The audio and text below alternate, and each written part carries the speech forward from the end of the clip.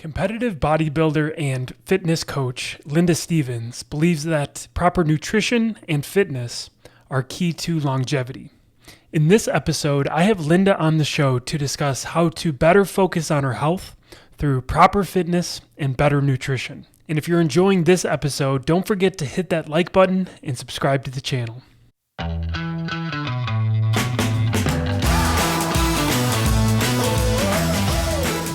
Hello and welcome to Health and Humanity with Dan Voss, a health podcast show centered around living healthier lifestyles and improving our human connection and relationships. I have with me today Linda Stevens.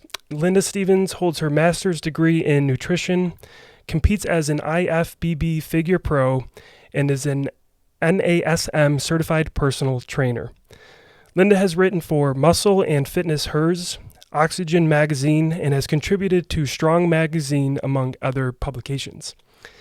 Linda's primary focus is working with midlife women to help them achieve confidence, exude sexiness, and feel comfortable in their own skin again. Her motto is, "Midlife should be the bridge to your new life." Linda has successfully run Women's Day for the last 3 years in New Haven, Connecticut. Women's Day supports New Reach Foundation, which is a safe haven for women and children that need shelter.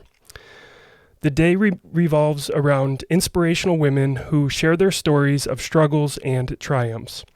Vendors sell their goods and donate a percentage of their sales, and raffle tickets are sold for amazing prizes. They've successfully raised in excess of $4,000 at each individual event. Linda presented on Midlife Mastery at the 2017 Arnold Sports Festival Summit in Columbus, Ohio, teaching women how to embrace their inner voice and move towards goals they have never thought could be attained in midlife. Linda was also invited to speak at the ECA World Fitness 25th anniversary event in New York City at the Marriott Marquis in March of 2016 to an audience of 100 attendees. She addressed the many health issues affecting both men and women today. Health is wealth was the topic of discussion at this international event. Linda is a full-time single mom of 2 teenagers and resides in Fairfield County, Connecticut. Linda, thank you so much for joining me on the show today. Thanks, Dan. I'm excited to be here. Yeah, that's great.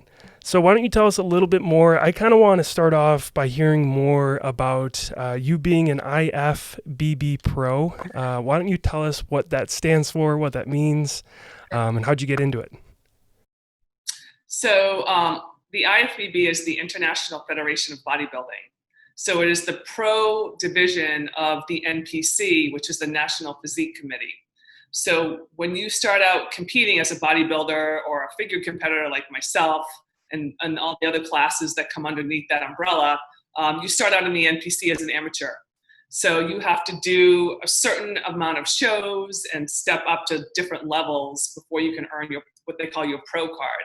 So when you go from amateur to pro, when you start competing as a pro, then you win money as you place in the top 3 or top 5, depending on the competition.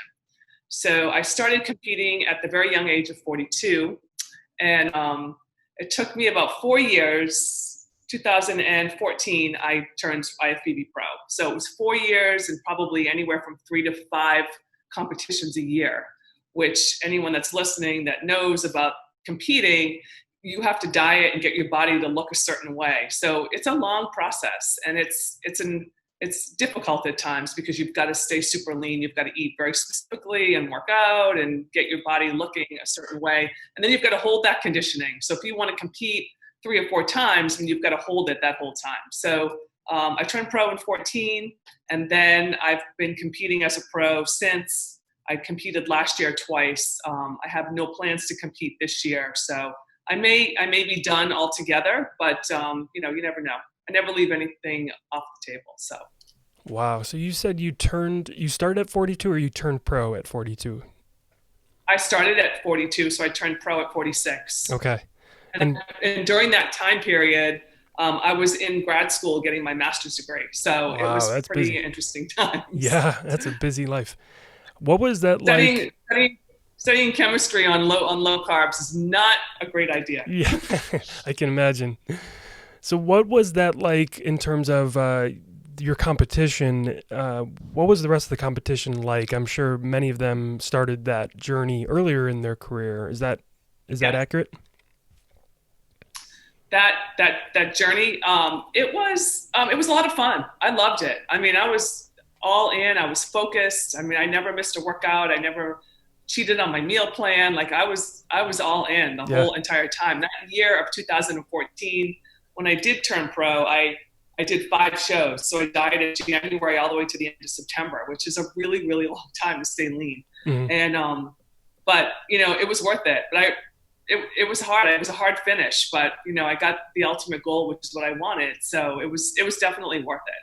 Definitely worth it. And it's a Yeah. day in my life I'll never forget. So That's awesome. And there's something about going for a goal, a dream, and attaining that, and looking back and realizing the hard work you put in, and knowing that it was worth it. Every blood, sweat, and tear that you shed. As cliche as that sounds, you look back yeah, and you can say that was worth it, which is really cool. it's so true. And when, like we were talking earlier before we came on, like this is a great time period now to sort of reinvent yourself, right? And when you can achieve goals, like things you're like, oh, I'd love to do this, or I've always wanted to do that, or Mm, it's like now's the time to do it because we have the time. right. So it's like make a plan, when we get back into the world and the world starts running again, like hit the ground running because you use this time that you had, the 2 months or whatever it's been. Who even remembers how long it's been? Yeah. But you've had a good chunk of time to actually get some things done that maybe people will change their lives. Yeah. Absolutely. How about with bodybuilding, the rest of your competition? You starting at 42. What was the rest of the competition like? Were there others that were starting later in life, or were you kind of getting into it a little bit later than the rest of the competition? It's a great sport for a woman in her 40s and 50s, and Okay, so you weren't alone there. yeah, there are shows that are specifically designed for masters competitors. So a master competitor is considered 35 and over. So Hmm. there are lots of there's a lot of different shows that you can get on stage and do really well and compete against your peers. Because yes, even though at 40, 50, 60 even, we look great and we take care of ourselves, but to get on stage and stand next to a 20 or a 30 something, Yeah, there is definitely still a difference. You sure. can't, there's just no way around it. And not that you can't get up there and be competitive, because you absolutely can, but it's different. And it's great to be able to compete on a stage with your peers. So a show that I did last in 19 in October, I went down to Baltimore and I did a master show. So I Hmm. was able to, I got on stage in I think it was a 40 and over class where I placed fourth, and I got in on 50 and over, and in a 50 and over class, and I placed second. That's great. So it was a great place yeah, it was exciting. It Yeah. was fun to be up there and win. And, and it gives us a place to do that. But one part of my business is working with midlife women. Another part of my business is working with competitors. I do a lot of contest prep for athletes that do this. Hmm. And I have a fair amount of women that are in their 40s and 50s that are getting on stage that look amazing and that are winning. Yeah, So that's cool. there's definitely a big demographic of that out there, and Sure. it's fun and it's empowering for these women. It's a great avenue for them. Hmm. I want to talk a bit more about your current business. And before you get into what that model looks like and who you serve and your clientele, can you touch a little bit more? You just mentioned that you're empowering them, you're giving them new confidence, you're giving them new energy. What is that like for you as their coach, to know that you can wake up every day and actually have impact on all these different people?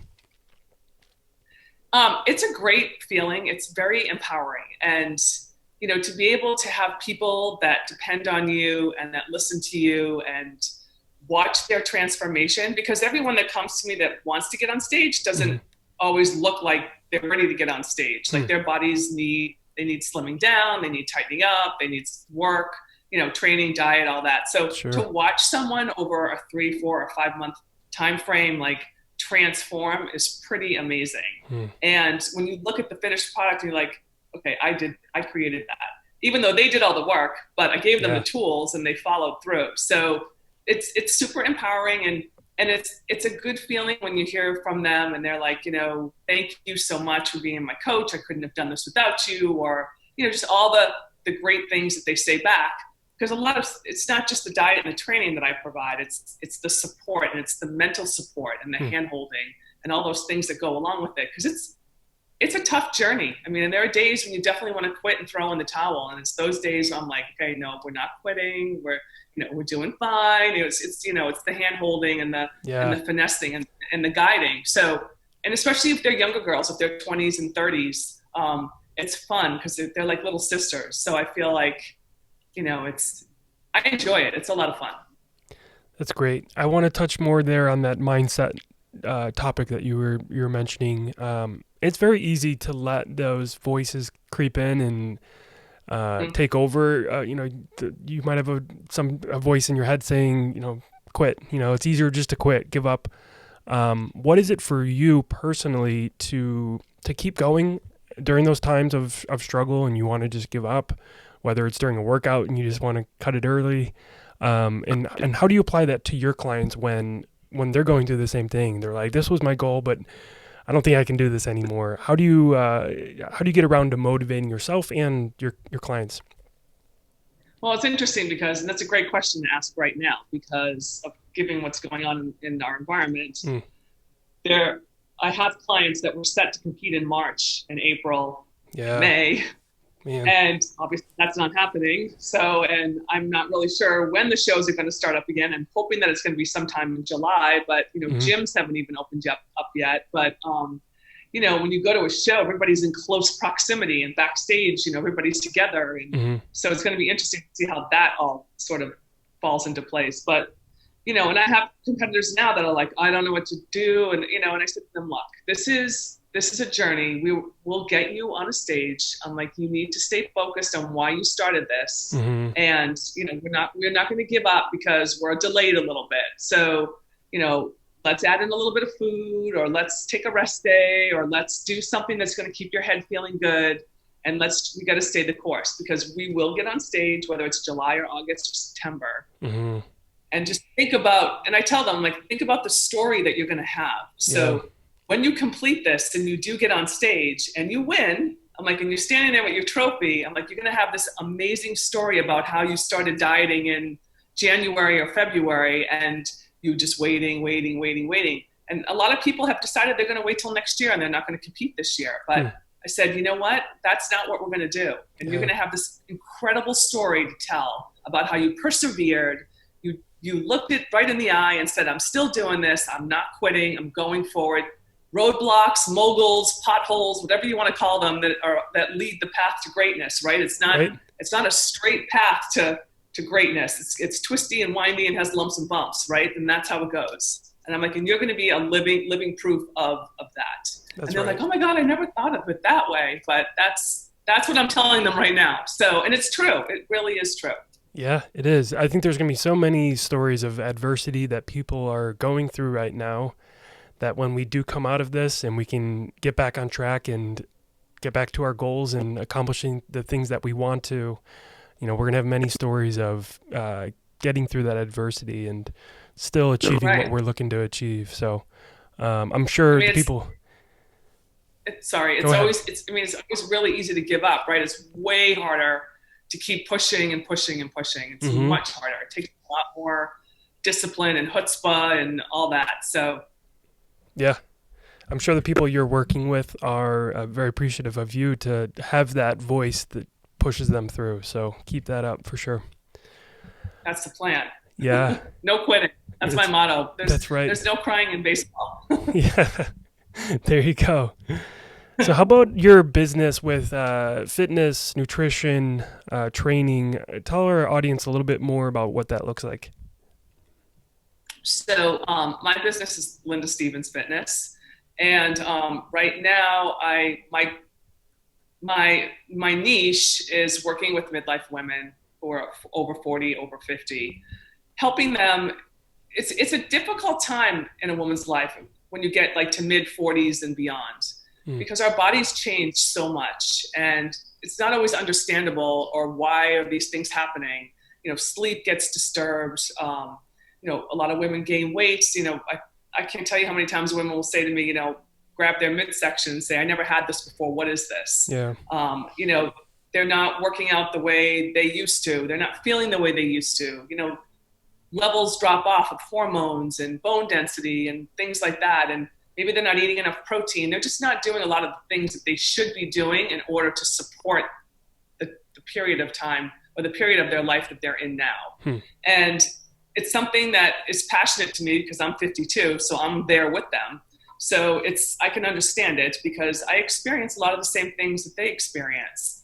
And my goal is to share with them the things that I've done that I've been successful with personally. And then the things that I've learned from talking to other doctors and nutritionists and other people that are high up in their fields, that have shared information to help me, and reading and researching and seminars. So that is like really the cornerstone of my business right now is working with women to help them feel more confident again, sexy again, liking how they look when they put on clothes versus covering up all the time and feeling not so good about themselves. Sure. Because they should be. You read before that my motto is midlife is the bridge to your new life. And it is. It should be a time period in our lives when we feel great. If we have children, most of them are either in college or they're off doing their thing. So we don't have little kids anymore and diapers and bottles and things like that. It's like, it's our time now. So I want to teach them not to squander that and not to, waste these years, because they're amazing years when we can still grow and learn and be vibrant. Right. Do you notice with your clientele, and maybe it's something that you kind of have to instill in them, but I notice for people that are young, let's say you're in your 20s, you look at the age of 30 and you're like, that's so old. And then you get to 30s and you're like, man, 40, that's going to be so old. And then you get to your 40s and you feel like 50, 60, so old.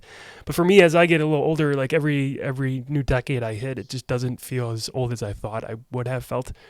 Are you seeing that in a lot of the women that you're working with, whether it's their 40s, 50s, or 60s, that they're like, oh, you know what? I can feel young and look good at the age of 50. Yes, and there are definitely some women that I'm working with right now that are definitely rock stars, but aren't giving themselves enough credit, but they are. And so there are a lot of women out there that are in this demographic that do take good care of themselves, but for some reason something's just not gelling. And it's always great when they come to me and I can help them sort of put those pieces together so that they really feel 100% versus maybe 75 or 80. And then there is also a group of women out there that have that need to work on themselves, and know that they need to work on themselves and really want it. They're very motivated. And people are always very motivated when we start, but sometimes if progress doesn't happen as quickly as they would like it to, people get discouraged easily too. So a lot of times people expect like that first month to be like this amazing transformation. All the weight just magically melts off and they're where they want to be. But, it didn't work like that too. So it's, there's definitely a mental mindset that goes around it too. Like I said before, it's just not teaching them how to eat better or how to exercise better. There's definitely, a mind connection too that you have to make, because you've got to believe it. You've really got to believe it and see it in order to achieve it. And be patient.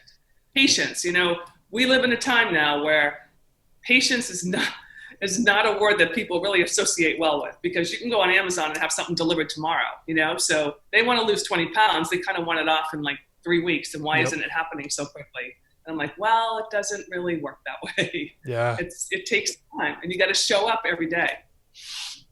I think that's a really key message, is to know that things take time. We have to have patience. It's not going to happen overnight. For me, it's about small wins over time, and then at the end of the day, you'll get bigger results down the road. But it's about that discipline, that daily discipline.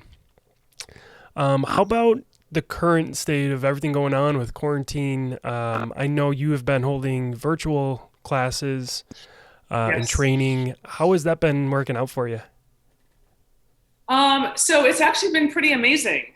I just, one day I decided to just sort of throw something out on social media and see what I would get back, let's cast the line and see what comes in. Yeah. And, it was amazing. Some of them were my clients already that were on in the first class, but I had about 25 women the very first one I did, which was pretty amazing. Cool. And a lot of new faces. And people that I know that I've chatted with over social media a little bit, but no one that I've technically worked with. So it was pretty awesome. And it's consistently been growing. And they asked me last night, because on Monday nights I have a yoga class. I have a colleague who's certified, so she does that class. And then I do Wednesday and Saturday class. But someone asked me last night, how long am I going to keep doing this once things go back to normal? And I said forever. So they all laughed. And I said, well, I'm serious. I said, I want to keep this going because we have women from all over, and we've built a nice community, and my goal is to just keep getting new people to come in because it's really fun. It's really fun. And I really surprised myself, I guess. I didn't think, I knew it would be successful, but I didn't realize the magnitude of it and how many women they want to have that connection and they want to move and sweat, and they text me the next day and they're like, I'm still sore from 2 days ago. And so, it's been amazing. So just to that point of using this time to reinvent yourself or reinvent a part of your business.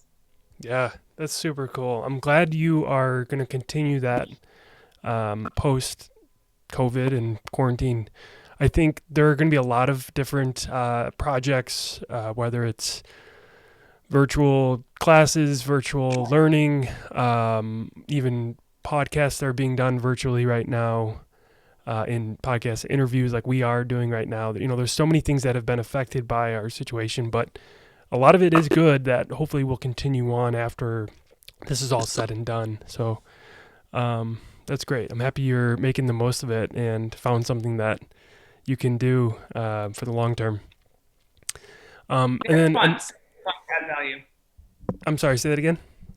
It's fun to be able to add value to people's lives that are you might not be able to get your hands on because they're in California or they're in Texas or wherever they are. So to be able to have an impact on someone's life like that is pretty empowering. And they inspire me. They inspire me to want to keep doing this because I'm adding value and they're telling me that they're getting value from it. So it's a win-win for both of us. They're giving me something, I'm giving them something.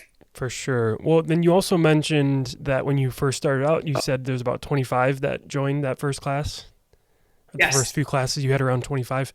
When you first hear that, some people might think, well, that's 25 people. It's not that much, right? Because you see all these numbers on YouTube and followers on Instagram and people that you're connected with on Facebook and LinkedIn, and there's all these big numbers, right? Hundreds of people, thousands of people.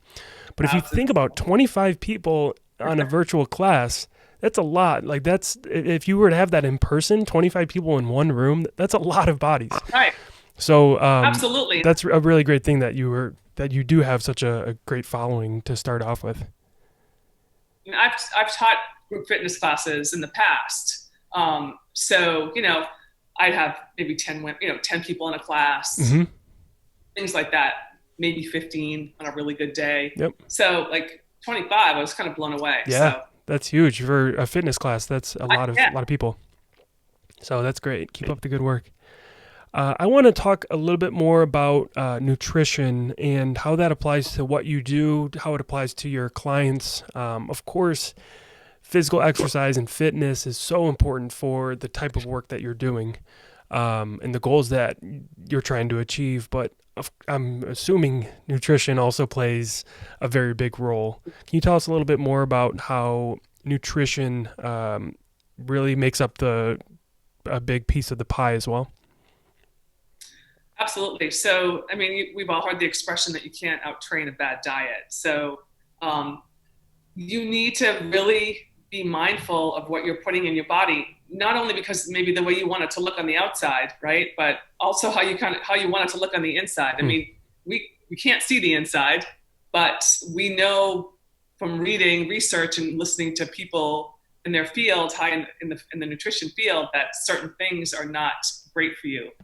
Processed foods and simple carbs and sugar and alcohol and just all the toxins that are in our foods that people consume day after day, drive-through food, all those things.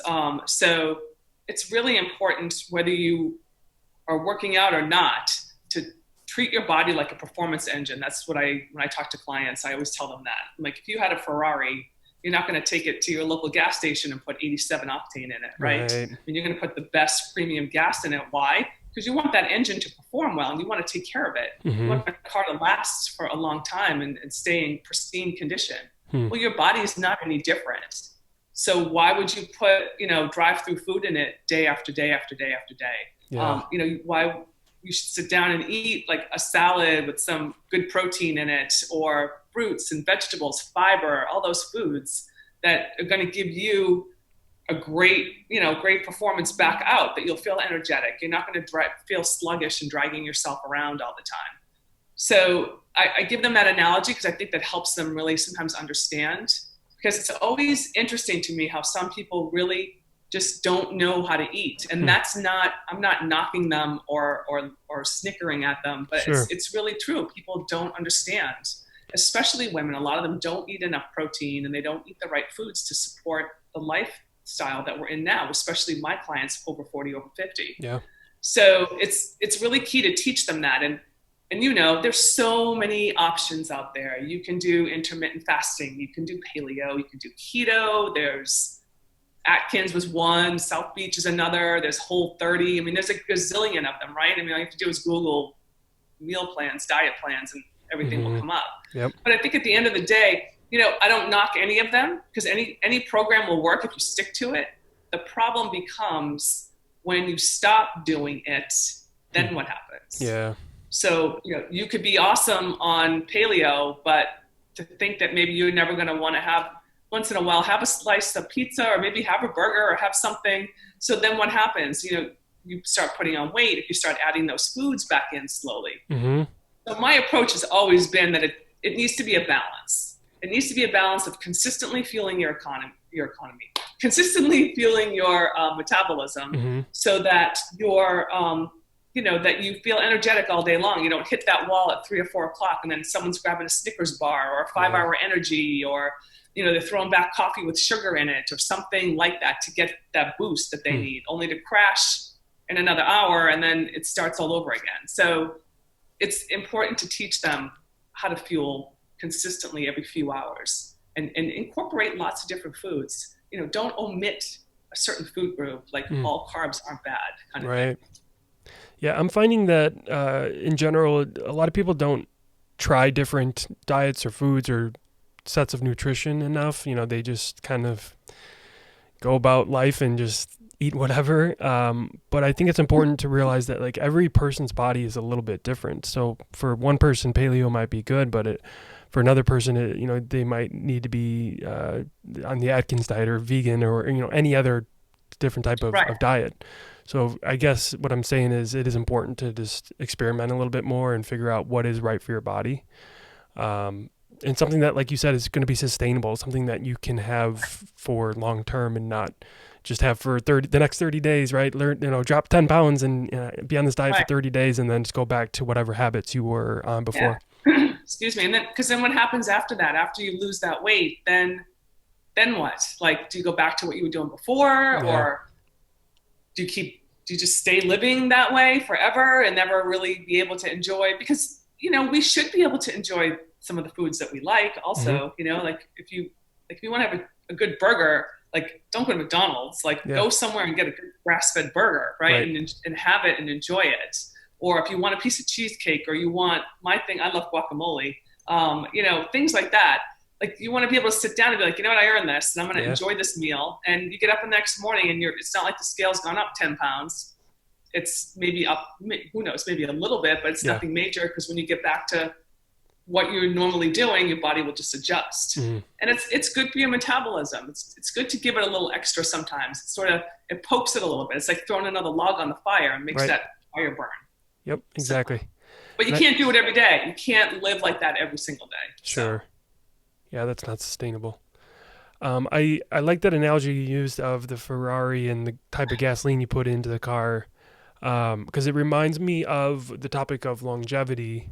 What are your thoughts on, I'm sure a lot of the work that you do with your clients, it is for, I wouldn't say short-term goals, but you do have an end goal in mind, right? Like it could be a competition that your client is preparing for, or to lose weight or to just get healthier and get more fit.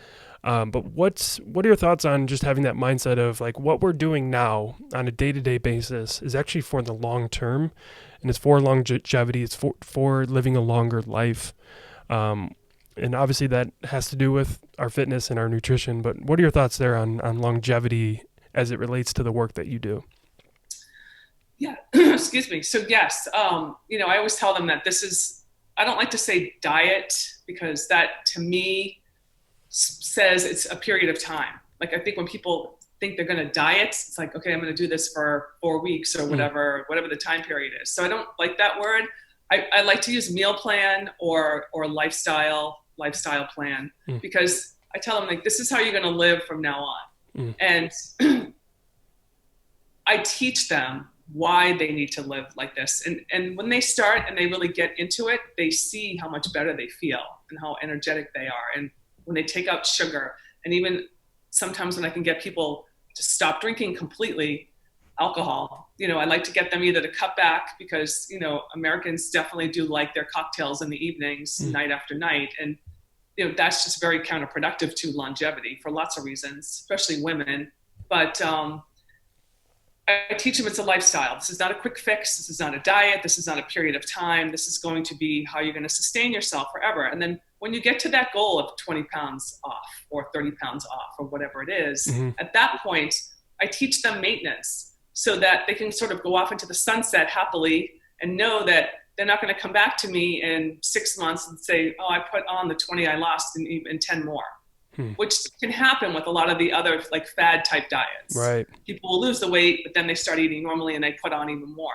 So the goal is to get them into maintenance, teach them how to do this, and then say, okay, now once a week, you can have a meal when you go out or with your family or whatever that you enjoy, something that you want, work towards that. Like on Saturday nights, I'm going to go out and have, whatever it is, a cheeseburger and fries, because that's really what I want to have. And go have that, enjoy it Saturday night, and then Sunday you're back to what you do normally. And it really sets them up to be able to have things, little snacks and things in between, so that they don't go off the reservation and put all this weight back on. And they're in tune to their bodies too. When you start eating like that, your body gets very regimented, and every 2.5 to 3 hours you'll start to get hungry. And people will, once they really get into the routine of it, it'll take a good 2 to 3 weeks to get someone really dialed in. Then they're like, wow, I'm getting hungry. And I'm like, that's good. It means your metabolism's working. That's what we want. So that means it's time for you to get your next meal ready so that you can eat. And that's how it works. Just enough fuel to burn and have the energy. For sure. You mentioned the idea of maintenance there. You set them off to be able to maintain on their own a certain plan. Do you find that helps eliminate the idea of success and failure? Because I'm sure a lot of people you're working with, like we were talking about, you do have an end goal in mind. Right. But by making it the maintenance mindset, maybe it eliminates that idea of like, well, if I get off of this, I'm either going to succeed or fail. What are your thoughts there on that? So I think that's why along the way when I'm working with them is to coach them and teach them like why we're doing things, why certain foods affect them a certain way, so that they really understand themselves, their bodies, and the foods that they put into their bodies, so that they don't have. So when they do go into maintenance, it's not like, oh, I can start eating all this stuff again. Like they understand that if they do that, they're going to have weight gain again. Right. And not that they can't have some things periodically, but they've got to stay doing this lifestyle plan. And then once in a while, add something in so they can enjoy it. If it's a glass of wine and a nice steak, and enjoy it too. Like we all know we eat foods that maybe we shouldn't. And we're like, oh God, I should not be eating this. Oh my God, that guilty feeling, right? Sure. And that's not what you want to have. Like if you're going to have something that you really want, like you should sit down and be like, I cannot wait to dive into that steak and those French fries. I am so pumped for this. I've earned it. I'm going to have it. Absolutely. It's like, it's a mindset, it makes you feel good, and it's a reward. So and they get that. And I think over time they understand that. And then like, I don't ever want to go back to the way I was doing things before, because Yeah. I don't want to feel like that. Yeah. So, And I think by having that mindset, that sets you up to succeed for the long term right. and not have to, like you said, go back to old habits or your old ways. And the thing too with the demographic that I work with, and I do have a fair amount of men in their 40s and 50s that I do work with also, but I really focus more on women. But Mm-hmm. I tell them all the same thing. I'm like, look, we're 50, whatever we are. So the next milestone for us is 60, and then 70, and then 80. So like, how do you want to age? Do you want to age looking good and vibrant and alive and Yeah. fit, and have people say to you, wow, you don't look that age, right? I mean, we all love to hear that. Or the other door is in the doctor's office because now you're having aches and pains, or you've got some high blood pressure, or you're having some heart issues, or whatever it is. Yeah. You're carrying extra weight and now your knees are bothering you, your hips are bothering you. Like, which door do you want? A, longevity and happy and good and healthy, or do you want the other door where you're in and out of the doctor's offices? I'm like, it really is that choice at this point in our lives at 50 something. Like, that's really the only two options. Do you want to age gracefully and awesome, or are you going to age and be like, God, I'm getting old. I feel old today. I feel this, I feel that. I'm like, that's not going to be me. I'm going to be the other door. Well, speaking of mindset, like, so many people, unfortunately, they just fall into the mindset of, as I get older, I'm going to age, and this is just how it is. Once I get 70, 80, 90 years old, I'm at the end of my life, and this is what happens. Everyone kind of goes this path. But why? Like, why do we have to, why does it have to be that way? Of course, we age, right? That's what happens. But it can be done in a graceful way. It can be done in a healthy way. Absolutely. I'm happy And you're I think it also goes back to that it's easier to say, oh, make excuses. Well, I'm just getting old, and I'm just gonna, this is what's happening, and I have to do this or I have to do that. It's easy to do that. It's way harder to get up and exercise every day and eat a certain way. I mean, takes work. It's not easy. It's certainly not easy. It's way easier to just be like, well, whatever. I just, make the excuses. So I'm like, no, that's not going to work. It's not going to work for me. And there are so many people we can point out right now that are over 50, over 60, over 70 that look amazing because they take care of themselves. Right. And, and those are the people that should inspire us, that we should look to. Absolutely. That's great. Very good. In terms of fitness, different types of exercise, can you touch a little bit more on the different workouts and the different types of fitness that you have your clientele doing? What are some of the different types of fitness that you personally do and you enjoy? And well, let's start with there, and then I want to touch a little bit more on what your thoughts are on for people that do one thing, like just they run, like maybe they're long distance runners. Right. How can they incorporate something like yoga? Or if they're heavyweight, body lifting, how can they incorporate something more diverse? So personally, I love to weight train. It's just I love lifting weights, and I train like a typical bodybuilder. I work one muscle group at a time. So I may have a shoulder day or a back day or, something like that. That's always been how I've trained myself. And then I incorporate my cardiovascular exercise in at different times. Sometimes I use a machine. Sometimes I do it outside. Every client is different. So it really kind of depends on what they like. But I really do, when my women come into me, I do take them through weight training, and I may not train them the way I train, but I definitely will do, if they come in, we'll do like an upper lower kind of split, which, maybe we do a shoulder movement and then we go do a leg movement kind of thing. We keep going up and down. And that works really well for someone who's come in that really hasn't done a lot of weight training. Because at this age too, we really need to focus on keeping our bone mass strong, since we lose bone density as we age. So I love to train women 40 and 50 and get them in the gym and get them lifting weights and doing presses and push-ups and squats and all that, assuming that they're able to do that and they don't have any issues. So that's how I train my clients. As far as competitors go, a lot of times they will train themselves because sometimes they're not always here physically near me and I can train them, but I will write programs for them based on whatever class it is that they're going to be competing in. So if it's bikini competitor, they need different things, different attributes over someone who's a figure competitor versus someone that might be a physique competitor. So that depends on the class that they want to get into. But that's, really how I really love seeing women get in the gym and start lifting weights. And they're like, wow, I love this. This feels really, really good. So, And then having them do cardio at some point on their own. That's great. And how about for people like myself? Like I've always been into running. How can I incorporate different types of exercise? I mean, I guess at the end of the day, it's about just going to do it. If I'm interested in yoga, just implement that into my daily schedule. But what are your thoughts on people that are like really focused just on one thing? Is it a good thing? Is it beneficial to incorporate something that's outside of that typical regimen?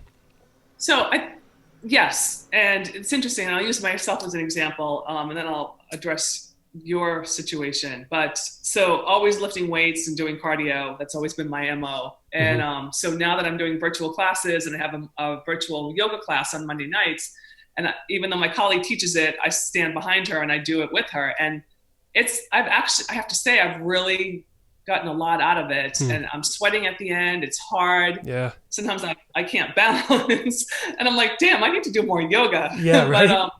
But I love it. And I feel really good the next day because I've stretched a lot and I'm using muscles that in a way that I haven't before. So it's really good. Like I really want to incorporate more into it. And I think it's definitely great because it's just calming and it makes you really think about what you're doing. So yes. And then for people like yourself that are runners or, really focused on something else, I think, a little weight training definitely goes a long way because obviously having muscle mass, keeps your body looking good too. I mean, we've all seen runners running down the street without their shirt on. And, if they tend to be fit, they look great. Like, wow, that guy's in good shape. Right. So I think runners would definitely benefit from just keeping, a little more muscle mass, even though I know that I guess if it's a marathon, they need to be leaner, but, lifting weights definitely will add to your body and keep your metabolism really working even that much more efficiently. So, doing yoga too will help you stretch because, our bodies, they get beat up no matter what you're doing. I mean, so it's good to sort of do things, I think, that let your body relax a little bit too and tax it in different ways. Yeah. On a personal note, that's one area I need to work on is stretching and perhaps some more yoga because I'm not the most limber guy. So that's just personal, one area that I can be working on a little bit more. It makes a difference. It really does. I've really actually been enjoying it once a week. That's great. Very good. Awesome. So before I get into my last question here, I know you have a website, correct? And you're on social media. Where would you like for people to find more about you and your business? They can go to my website, which is lindamstevens with a PH.com. So it's STEPHENS, lindamstevens.com. Great. And my Instagram is Linda Stevens, Ifbb Pro. And I have Facebook also. You can find me under Linda M. Stevens. So perfect. And I'll link all of that in the show notes as well.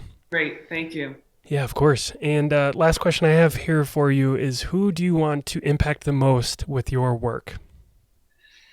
I want to impact the midlife woman the most. I mean, that really is my focus because there's so many of us out there and not all of them are feeling great about themselves. And I know this because I talk to a lot of them.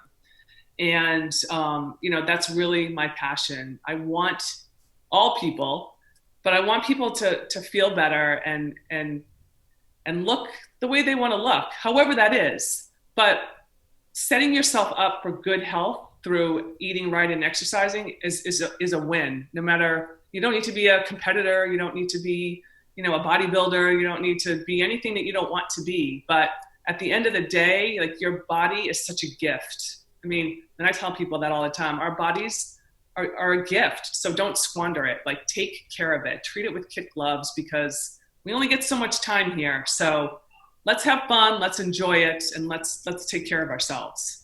That's great. Very inspirational message, and I appreciate you sharing that. And thank you so much for coming on the show and sharing Thank everything you. that you're working on. It's really been a joy. So appreciate your Thanks, time, Dan. and I hope you have a great day. Thanks, Dan. You too. Good Thanks, luck. Linda. Take care.